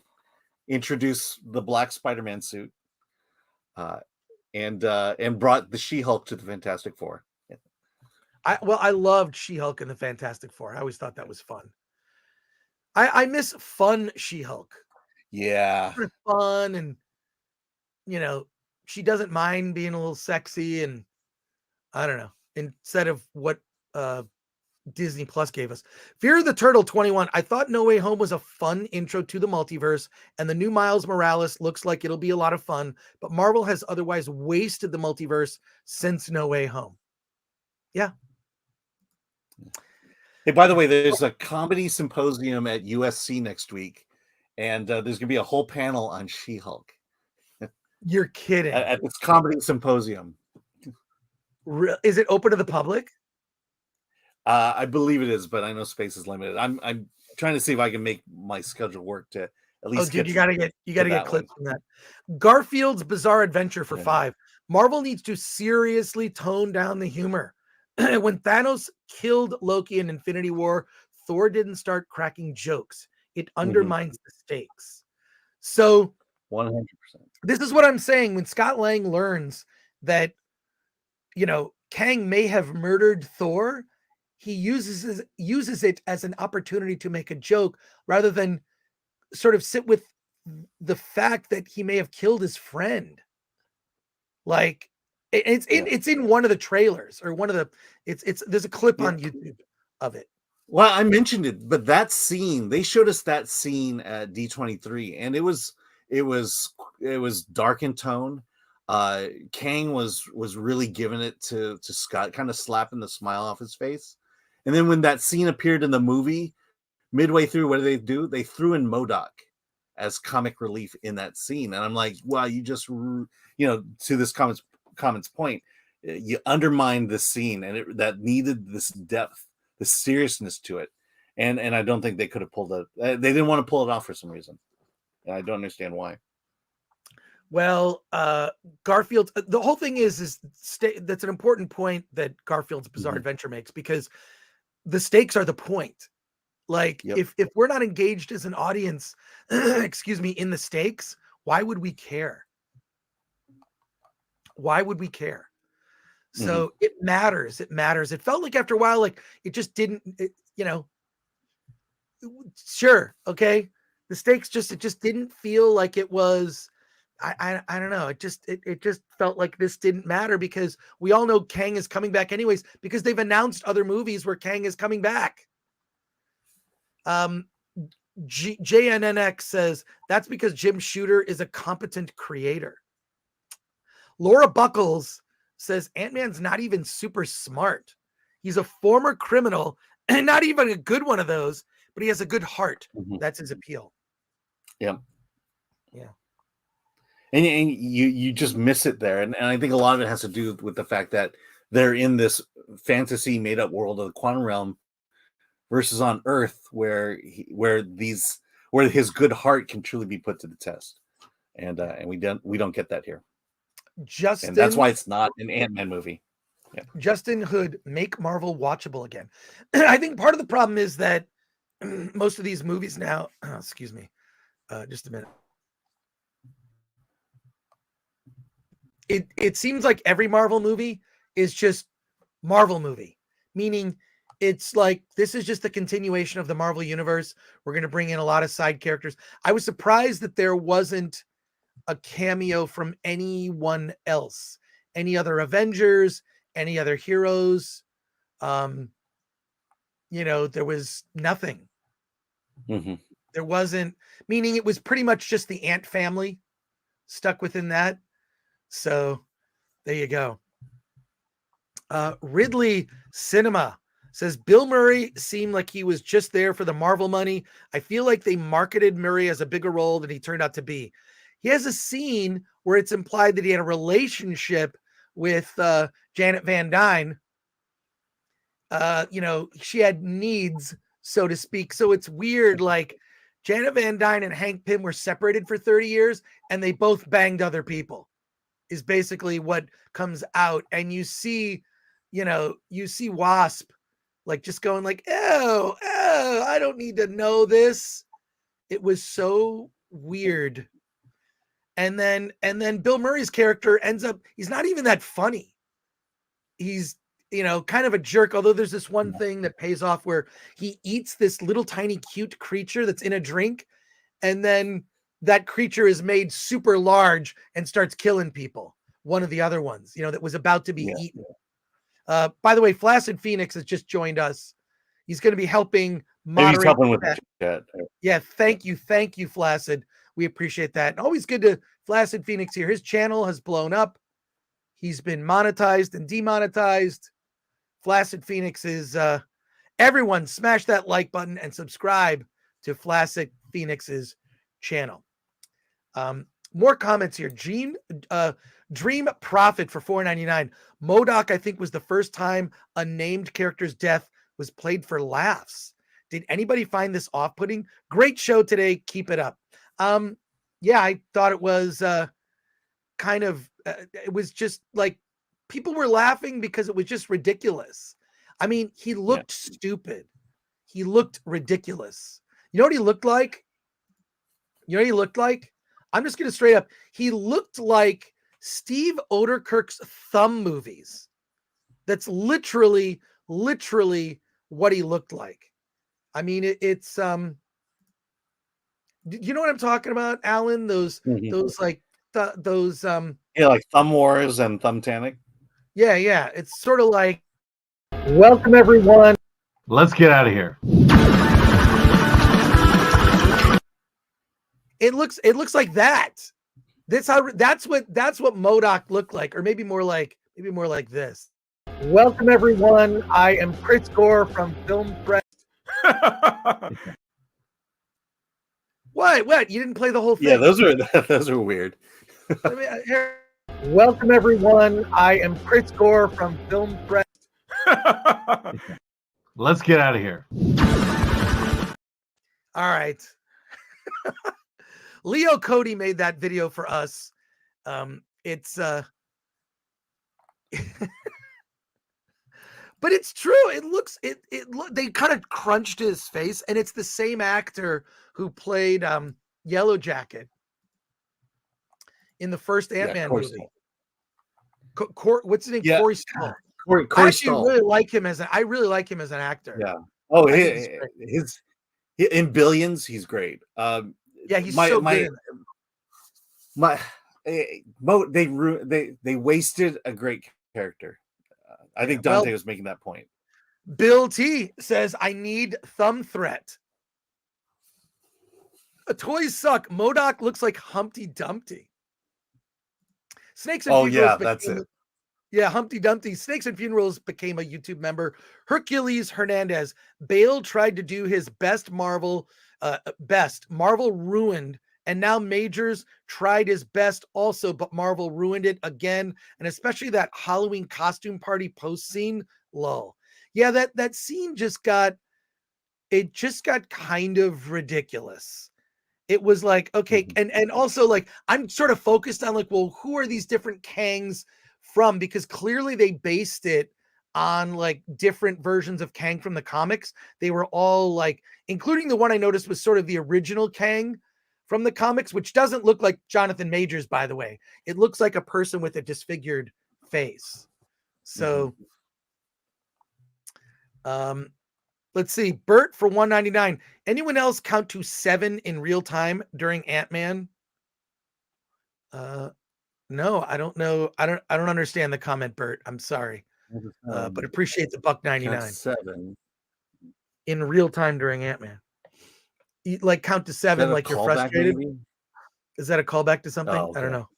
I'm sorry. I wonder if it's a callback to the. I just found out TBH means to be honest, and NGL not gonna lie. You gotta. Yeah. This is why I appreciate the chat so much. Omar Abdullah says the fact that the Avengers Endgame did MODOK better than a multi-million-dollar film studio. So the Avengers game, MODOK is in the game? Oh yeah, he's in the game. And he's menacing and he looks creepy as hell. Yeah. Oh, Mike MC Wong says 7 ants defeating Kang. I think maybe that's the reference. My kingdom for a film. Since Tony Stark died, Marvel hasn't been able to connect audiences on an emotional level. It's all joke after joke. That's because I believe retro nerd. Okay, it's all just joke. I'll get to it. Since Tony Stark died, Marvel hasn't been able to connect audiences on an emotional level. I agree. There's no heart and soul of the Marvel Cinematic Universe. There's just the side characters, which I'm fine with. Like the Ant-Man movies are fun, but there's something missing. There's a thread that's missing. Bert says he has 7 holes.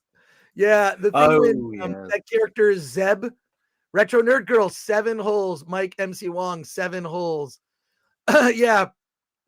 I had to like think about that for a second, and I'm like, okay, you've got your nostrils, your ear holes, and then your mouth. So that's 5. And then there are 2 other holes. Hold on. What are the 2 other holes?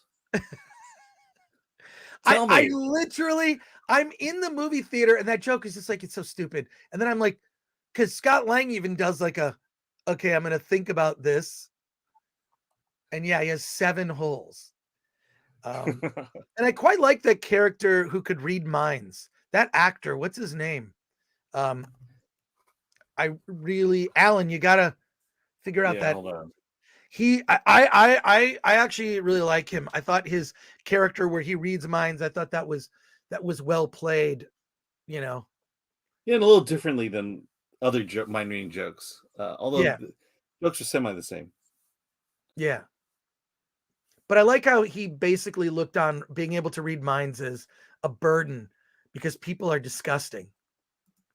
William Jackson Harper.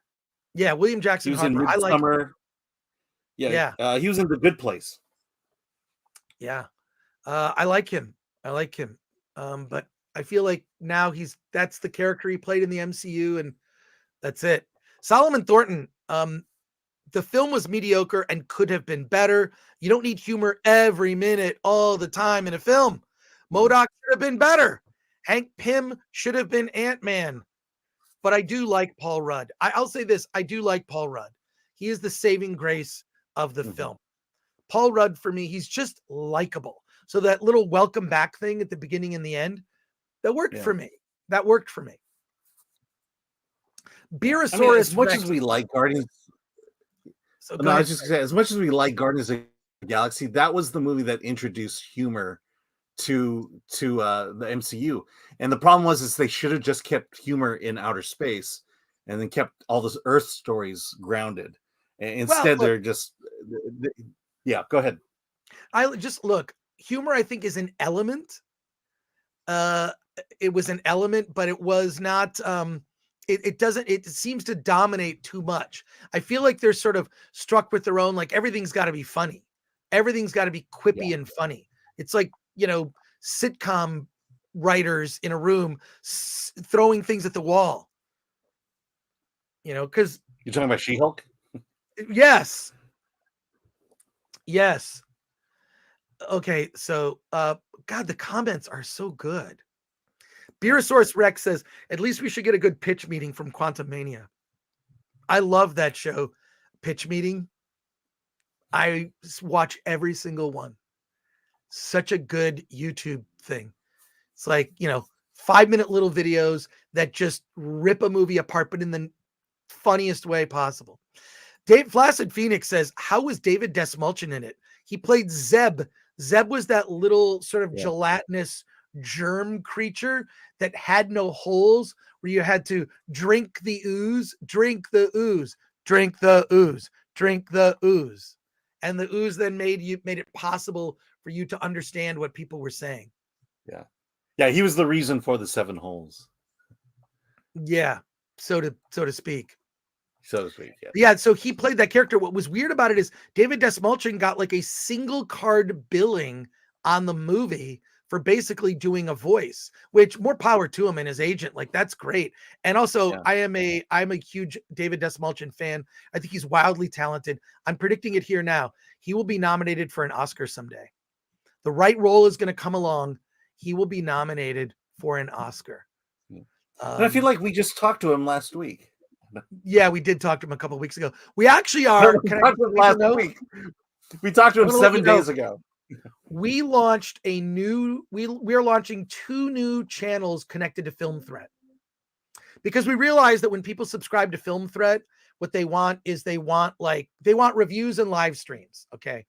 So reviews and live streams, we're going to give it to you on the main Film Threat channel. We've spun off 2 other channels. The other channels are Film Threat Trailers, where we're posting daily new indie film trailers. Indie film trailers, other trailers for movies you may not have heard of, documentary film trailers, just weird stuff. If you want to discover that, new trailers every day. It's 1 a day. It's like a vitamin. Take it. It'll make you healthy. You'll know what other movies are out there. It's 2 minutes of your time. So subscribe to Film Threat Trailers. If you go to our main channel, it's featured Film Threat Trailers. We're launching next week. We are launching Film Threat Interviews. It is going to be a channel only interviews with indie filmmakers and actors. So look for that next week. Film Threat Interviews. You can subscribe right now to Film Threat Trailers. I think we've got about 200 subs. We kind of quietly soft launched the channel. Can we bring it up? Can we bring up the channel? I'm going to try to bring up the channel right now. Here it is. Film Threat Trailers. So, oh, there's a trailer for Winnie the Pooh, Blood and Honey on the on there. That's great. I love it. So, go to, you can actually just look up Film Threat Trailers. It's really simple. There it is. Real simple Film Threat Trailers. We have like, God, how many? Yeah, we've got a lot of video trailers here. Winnie the Pooh, Blood and Honey is there. Paint, the new Owen Wilson movie. Just a lot of they're not necessarily big, they're small indies mixed in with like some indies like from IFC, documentaries, a lot of weird stuff like Unicorn Boy, which is an animated movie that just played at Slam Dance, but we launched it a couple weeks ago. Our guy Ryan O'Donnell is running this channel for us. Amy's Effort List, which just came out on Amazon Prime. That trailer is there. So check out Film Threat Trailers. Just give it a sub. We would appreciate that. Cool. All right, back to your comments. Back to your comments and questions here. Here we go. Starting from the top, toys suck. Highly, highly recommend Kang, Superior Comic Stories. Avengers, Kang Dynasty. Avengers Forever by Kurt Busiek as well. Kang the Conqueror by Lansing Kelly. Avengers Kang War 1 by Mark Wade. These are really good. You should take a screenshot of this. So these are the Kang stories that you should digest to understand what's coming. Do you realize what's coming? Kang is coming. Or you can read it to realize how Marvel is going to screw this one up. Yeah, and William Quinlan says, let Eric know that even Grace Randolph said that Ant-Man 3 was better than its RT score and better than Thor Love and Thunder. See, my understanding is she didn't like it. She gave it a bad review. I thought she gave it a bad review. Yeah, that's what I remember. Yeah. So, oh, Retro Nerd Girl says, I just subbed to the new channel. Thank you, Retro Nerd Girl. Check out the trailer for Winnie the Pooh, Blood and Honey. I'm not saying the trailers are for good movies. I'm saying we're giving them a place where you can go, because a lot of the major trailer channels, they only focus on the big Hollywood movies. I want to do a trailer channel that's just weird trailers. And we're going to be moving a lot of our trailers around because we realize that people really want reviews. They want a live stream. But whenever we would post a trailer on our main channel, no one would watch it. And it would kind of like throw off our algorithm. So we're splitting up interviews and reviews on different new channels. Mm-hmm. So Ridley Cinema says, so Film Threat is getting a multiverse. Yes. Yeah. Yeah. Spaceman, where only trailers live. Yeah. Alan's Corner will be its own channel at some point. Where I'll stream Marvel's Avengers all day. From North Jersey, first Avengers movie had like 3 jokes. Hulk, love tapping Thor out of frame, Cap saying Hulk smash, and Hulk smiling and jumping off, and at least one more, just the right amount. Yeah, I feel like they've gone overboard, way overboard with the humor. Well, it's tone. It's a funny tone now, as opposed to a serious tone. Yeah. Snakes and Funerals says David Desmalchin is good in every damn thing he's ever been in. He is like, here's what I think. David Desmalchin's like a good luck charm. He's kind of like certain actors like William Hootkins. Like like directors like them because they're just willing to do whatever, step up and do whatever they but it's yeah, I'm a big fan of David, and he's started his own indie film production company. So he doesn't phone it in. That's the thing. He, even as small as a character is, he will make it his own. Even the low energy Kurt in the first 2 Ant-Man movies is a great character. Well, even like the character he played in the Dark Knight, he's got like 2 quick scenes, and he's memorable. He's such a standout. He was. We're gonna post David Desmalchin's interview next week on the interviews channel. We'll share it on the community tab so you guys know we're doing interviews. We're just splitting it up. There's a lot of other interviews we're gonna rerun on that channel. I can't wait for you all to watch it. It's gonna be. There's a lot of good stuff coming to it. Mark Butera says, "Is this movie even worth seeing in theaters and supporting the theaters? I want to support the theaters, but not Marvel. That's the conundrum with each Marvel movie that comes out at this point." Well, you could do what Gary Beekler at Nerdrotic does. He buys a ticket to a different movie that he likes. Then he just walks into a screen and goes to see the movie. I think that like Alan and I kind of have to see these things, but really it's up to you. I think it'll be on Disney Plus in like less than 2 months. If it means anything, we don't pay for those movies, so they don't get any monetary gain from it. Yeah. Pilgrim Media for 2. Thank you for that. How long will the Marvel dumpster fire last, Alan? As long as Disney embraces its current leadership. Well, there you go.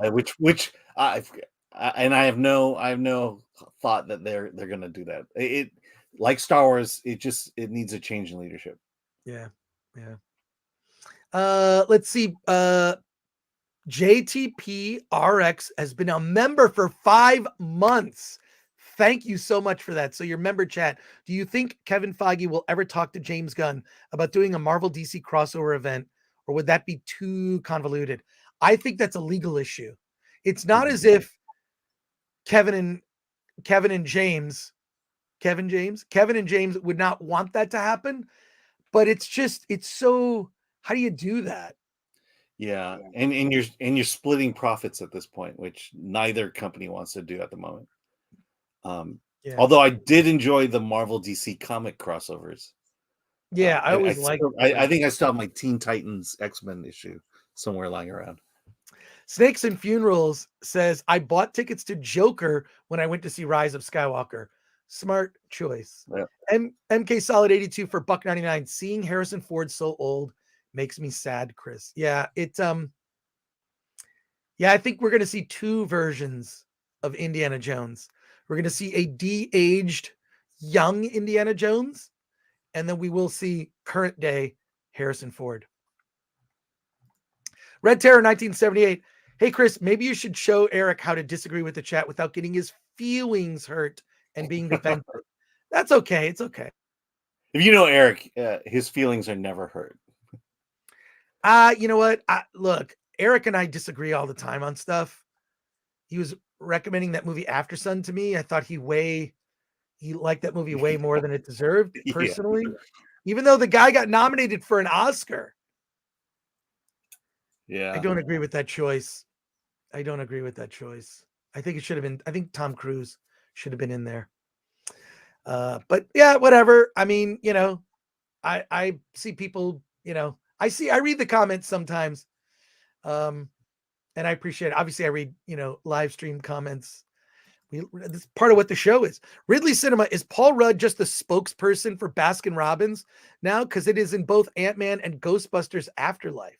Oh my God, I didn't even think about that. What was that? It's in Ghostbusters Afterlife. It's possible. Yeah, well, I mean, Paul Rudd is doing in character as Ant-Man. He's doing beer commercials for a non-alcoholic beer. Did you see that? I did not see that. Well, it's real. Yeah. I'm also interested in Scott Lang's book that comes out in September. I think that could be funny. I wonder if there's an audio version of the book. I'm pretty sure there will be, and I'm pretty sure Paul Rudd's going to read it. Lord of the Films, the fact that they made Ant-Man go toe-to-toe with Kang and actually put up a fight doesn't seem like Kang is a threat. I mean, in what universe would Paul Rudd even touch Jonathan Majors? Yeah, I mean, I don't know. Let's just say he goes to the gym. For sure. One of the funniest moments at D23 was when they brought the cast out. So Paul Rudd, Jonathan Majors, Evangeline Lilly, and right off the bat, it was a discussion about how Paul Rudd won the Sexiest Man Alive, and Jonathan Majors just kind of standing there looking at. Yeah. Okay, you had to be there. Blasted Phoenix says, "Hey, let's get the likes to 400. Smash that like button." Yeah, there's almost 700 people watching. We should be over 400 likes, and we appreciate that. Bert says, "Is that Alan's professional acting headshot or a LinkedIn headshot? Either way, it looks awesome." Yeah, you look way too professional in it, Alan. Yeah, that's my LinkedIn. I gave up acting long ago.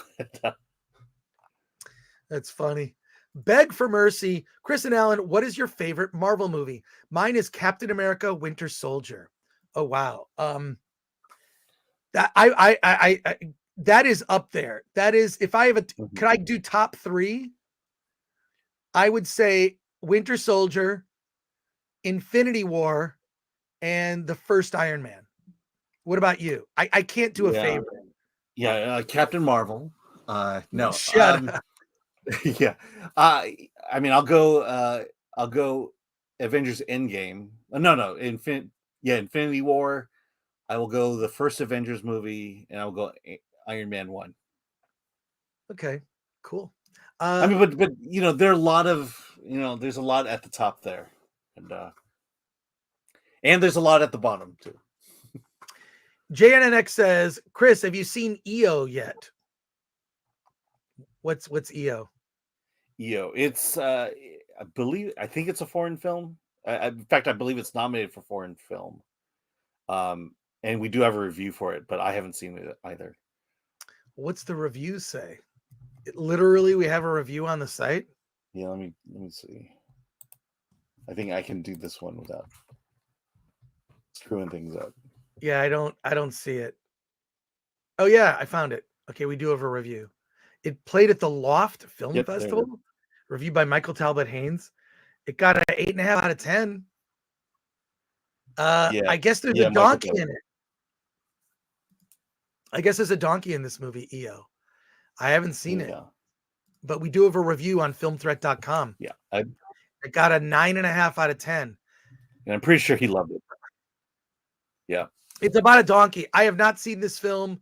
The pull quote, an incredible film. It played at the Loft Film Festival and is nominated for best foreign film. Okay, that's all right. Well, it's worth seeing. It's worth seeing. All right. We're going through these comments here. I am going to need to let everyone know I am on Friday Night Tights tonight, which starts in 2 hours. So I need to wrap up some Film Threat work. I got to eat something, and I will be on FNT. And hopefully my internet is going to hold out. What's that?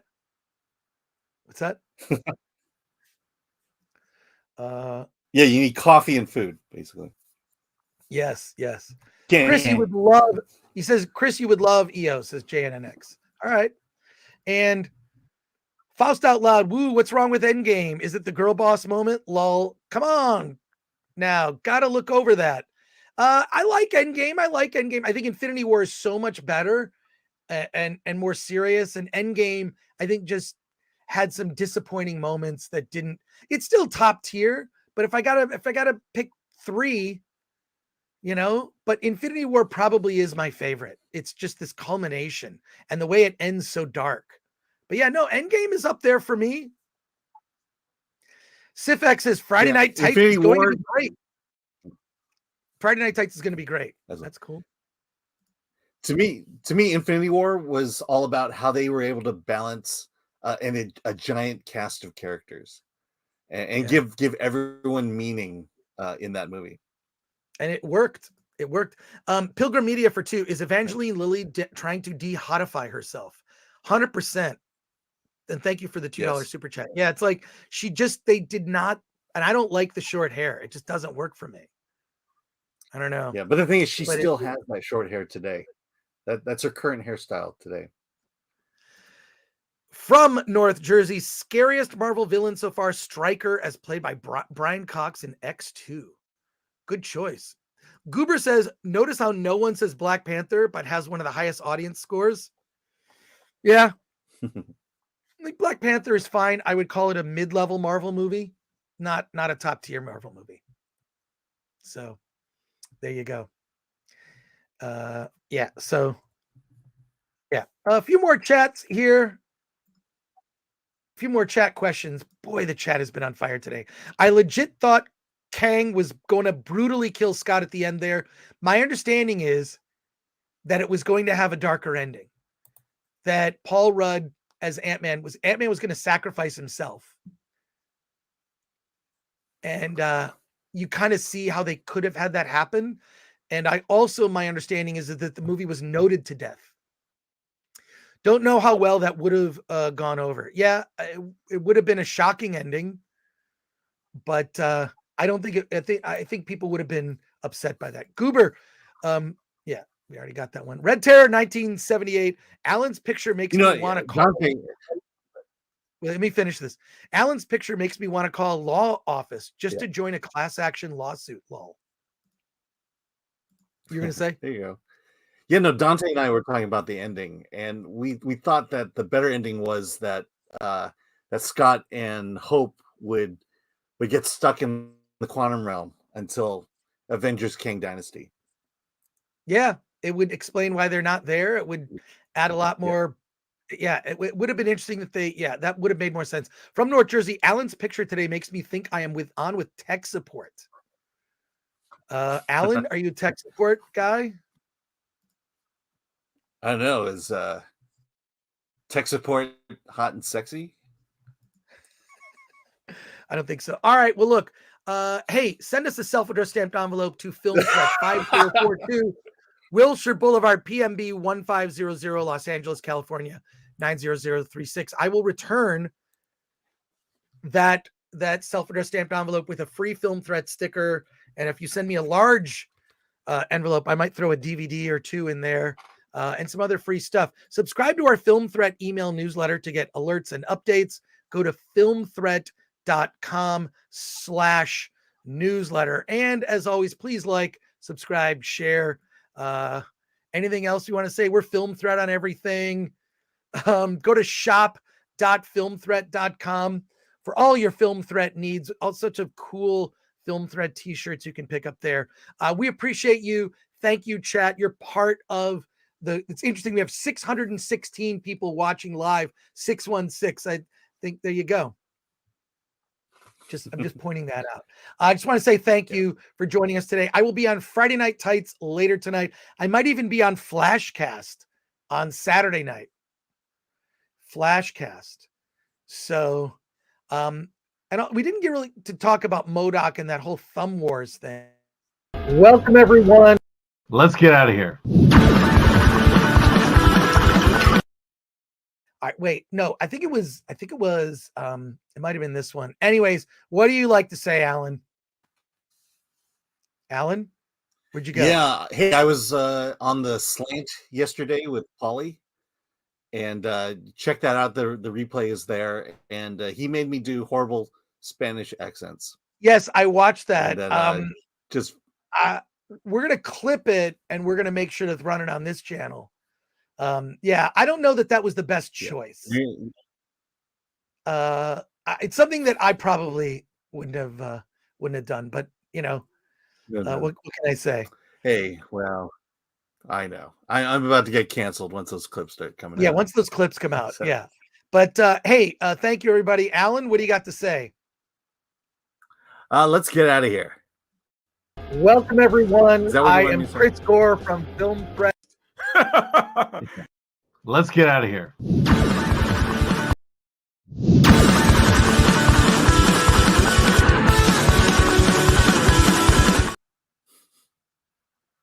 What did you do? What did I do?